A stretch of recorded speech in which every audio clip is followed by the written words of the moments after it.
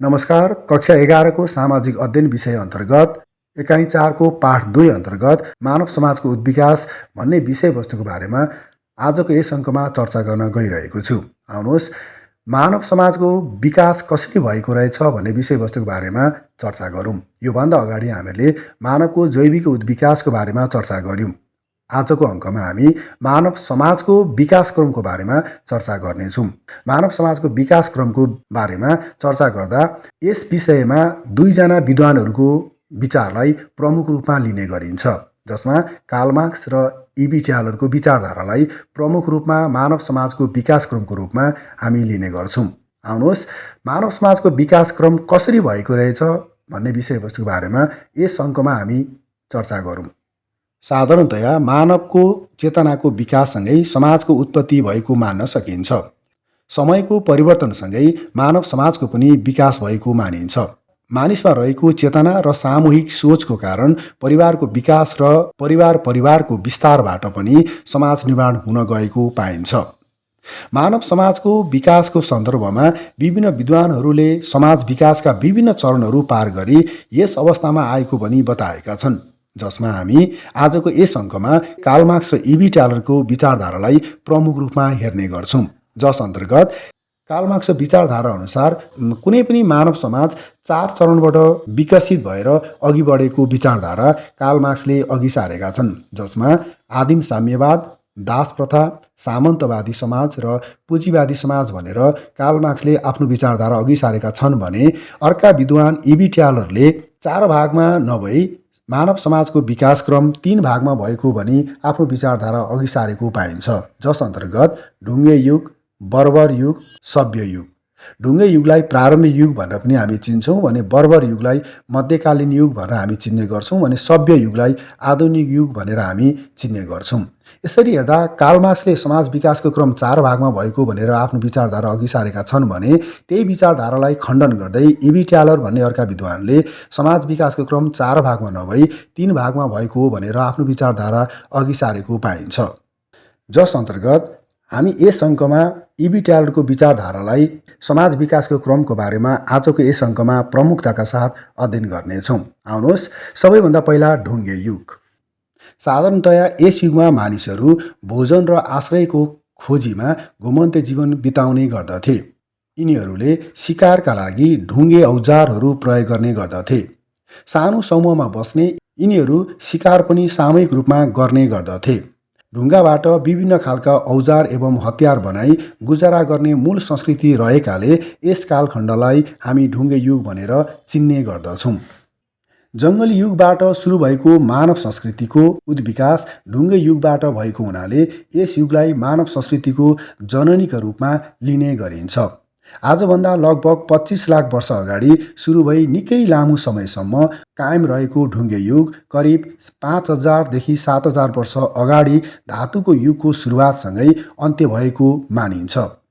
ढुङ्गाबाट विभिन्न खालका औजार एवं हतियार बनाई गुजारा गर्ने मूल संस्कृति रहेकाले यस कालखण्डलाई ढुङ्गे युग भनिएको हो। होमो ह्याबिलिस, होमो इरेक्टस र निएन्डरथल लगायतका आदिम मानवले ढुङ्गे युगको संस्कृतिको विकास गरेका थिए। यस युगका मानिसहरूले ढुङ्गाबाट विभिन्न किसिमका औजार हतियार बनाई जनावरको शिकार गर्ने गर्दथे र वनस्पतिजन्य खानेकुराको सङ्कलन गर्ने गरी आफ्नो जीवन पद्धति विकास गरेका थिए। खोज तथा अध्ययन गर्ने क्रममा भेटिएका प्रागैतिहासिक संस्कृतिका विभिन्न अवशेषहरूका आधारमा पुरातत्त्वविदहरूले ढुङ्गे युगको जीवन पद्धतिलाई निम्नानुसार 3 चरणमा विभाजन गरी अध्ययन गर्न सकिने बताएका छन्, जसमा पुरापाषाण जीवन पद्धति, मध्यपाषाण जीवन पद्धति, नवपाषाण जीवन पद्धति भनेर ढुङ्गे युगलाई 3 भागमा विभाजन गरी अध्ययन गर्न सकिने विचारधारा अघि सारिएको पाइन्छ। जस अन्तर्गत सबैभन्दा पहिला हामी पुरापाषाण जीवन पद्धतिको बारेमा बुझ्ने कोसिस गरौँ। साधारणतया आजभन्दा करिब 25 लाख वर्ष अगाडिदेखि 10,000 वर्षसम्मको कालखण्डलाई पुरातत्त्वविदहरूले पुरापाषाण युग भनी नाम दिएका छन्। लगभग 25 लाख वर्षसम्म कायम रहेको यस कालखण्डमा मानवले विकास गरेको ढुङ्गाबाट हतियार बनाउने पद्धतिलाई पुरापाषाण संस्कृति नाम दिएको हो। यस अन्तर्गत ढुङ्गालाई फुटाउँदा निस्केका चोइटाहरूबाट विभिन्न किसिमका औजारहरू बनाउने गरिन्थ्यो। ढुङ्गे औजारहरू तुलनात्मक रूपमा भद्दा खालका हुने गर्दथे। यो संस्कृति अफ्रिकामा विकसित भई युरोप तथा एसियासम्म फैलिएको पाइन्छ।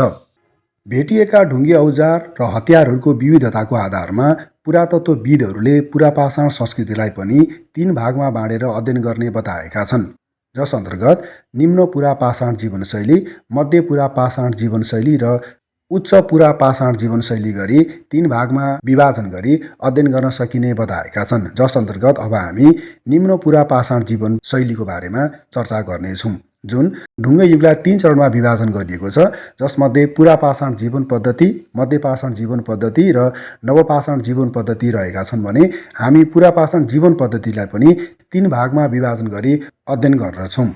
निम्न पुरापाषाण जीवनशैली आजभन्दा करिब 25 लाख वर्षदेखि 2 लाख वर्ष अगाडिसम्म निम्न पुरापाषाण संस्कृति रहेको थियो।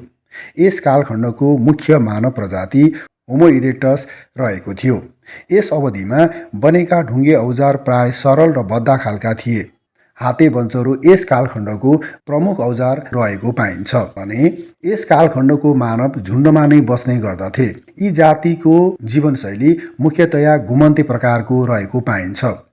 निम्न पुरापाषाण संस्कृतिको अर्को महत्त्वपूर्ण विकास भनेको आगोमा नियन्त्रण थियो। यस कालखण्डका मानवहरू गुफा, नदीका किनार तथा रुखका छारीहरूमा बस्ने गर्दथे। निजी सम्पत्तिको अवधारणाको विकास नभइसकेकाले मानिसहरू बीच समानता रहेको थियो। त्यसैगरी दोस्रोमा छ मध्य पुरापाषाण जीवनशैली। आजभन्दा करिब 2 लाख वर्षदेखि 40,000 वर्ष अगाडिसम्मको कालखण्डलाई मध्य पुरापाषाण युग भनेर चिन्ने गरिन्छ। यस कालखण्डमा निएन्डरथल मानवको जीवन पद्धतिको विकास भएको पाइन्छ। यस कालखण्डमा मस्तेरियन र लेबाइलोइसिन गरी 2वटा संस्कृतिलाई प्रमुख मान्ने गरिन्छ। यस समयका मानिसहरूले ढुङ्गालाई फुटाएर निस्केको चोइटाबाट धेरै धारिलो हतियार बनाउन सिकिसकेका थिए। उनीहरूले धारिलो ढुङ्गालाई बाँधेर हाते बन्चरो बनाउन सिके र सो औजारलाई काट्नका अतिरिक्त रेट्न, खुर्कन, खाडल खन्न, ताछ्न, पुवाल पार्न आदि कामका लागि प्रयोग गर्ने गरेको तथ्य पत्ता लागेको छ। यस संस्कृति अन्तर्गतका औजारहरू बढी उपयोगी, आकर्षक तथा विविध खालका भएकाले मानव जीवनशैली यो कालखण्डसम्म आइपुग्दा निकै विकसित भइसकेको पाइन्छ। त्यसैगरी उच्च पुरापाषाण जीवनशैली। उच्च पुरापाषाण जीवनशैली अन्तर्गत मध्य पुरापाषाण युगको समाप्तिसँगै आजभन्दा करिब 40,000 वर्ष अगाडिबाट करिब 10,000 वर्ष अगाडिसम्म रहेको कालखण्डको जीवन पद्धतिलाई उच्च पुरापाषाण जीवनशैली भनिन्छ। यस समयमा निएन्डरथल मानव होमो सेपियन्सद्वारा विस्थापित हुँदै गएको पाइन्छ। मानव मस्तिष्कको आकार बढ्दै गएकाले र कार्यशैलीमा आएको परिवर्तनले आधुनिक मानव विकासमा यस कालखण्डको योगदान रहेको पाइन्छ। उच्च पुरापाषाण जीवनशैलीका प्रमुख विशेषताहरूमध्ये ढुङ्गे हतियार बनाउने पद्धतिमा आएको व्यापक परिवर्तनलाई एक प्रमुख मान्ने गरिन्छ। यस युगमा चोइटाबाट ढुङ्गाका ससाना धारिला र एकदमै परिष्कृत ब्लेडको विकास गरी भाला तथा तीर, साइड स्क्रैपर आदि जस्ता परिष्कृत ढुङ्गे हतियारहरू बनाई प्रयोगमा ल्याउन थालिएको थियो। चित्रका माध्यमबाट आफ्ना अभिव्यक्तिहरू प्रस्तुत गर्ने गर्दथे। यसरी कोरिएका चित्रहरू युरोप, एसिया तथा अफ्रिकाका विभिन्न गुफाहरूमा भेटिएका छन्। शिकार गर्नुका अतिरिक्त माछा मार्ने काम पनि यही संस्कृतिबाट सुरु भएको मानिन्छ। बसोबासका लागि वासस्थानको निर्माण, कपडा बनाउने, जङ्गली जनावरलाई पक्रेर पाल्ने कामको सुरुवात आदि यस कालका प्रमुख जीवन पद्धतिका रूपमा लिने गरिन्छ। यहाँसम्म आइपुग्दा हामीले ढुङ्गे युगका 3 चरण अन्तर्गत पुरापाषाण जीवन पद्धति, मध्यपाषाण जीवन पद्धति र नवपाषाण जीवन पद्धति अन्तर्गत पुरापाषाण जीवन पद्धतिलाई पनि 3 भागमा रहेर हामीले अध्ययन गरिसक्यौँ। अब हामी ढुङ्गे युग अन्तर्गत रहेको मध्य जीवन पद्धतिको चर्चा गर्नेछौँ। मध्य जीवन पद्धतिलाई नै हामी इबी ट्यालरको बर्बर युग अथवा मध्यकालीन चरण भनेर पनि बुझ्ने गर्दछौँ। विद्यार्थी भाइ बहिनीहरूले यहाँनिर बुझ्नुपर्ने कुरा के छ भने इबी ट्यालरको भनाइअनुसार ढुङ्गे युग बर्बर युग र सभ्य युग भनेर हामीले चर्चा गऱ्यौँ, जहाँ हामीले ढुङ्गे युगको बारेमा अहिले चर्चा गरिसक्यौँ। अब हामी इबिटिआरको विचारधारा अनुसार मध्ययुग अथवा मध्यकालीन चरण र ढुङ्गे युगको मध्यपाषाण जीवन पद्धतिलाई एउटै विषयवस्तुमा हामी समावेश गरेर अध्ययन गर्नेछौँ र मध्य जीवन पद्धति नै इबिटिआरको बर्बर युग हो भनेर बुझ्न जरुरी छ।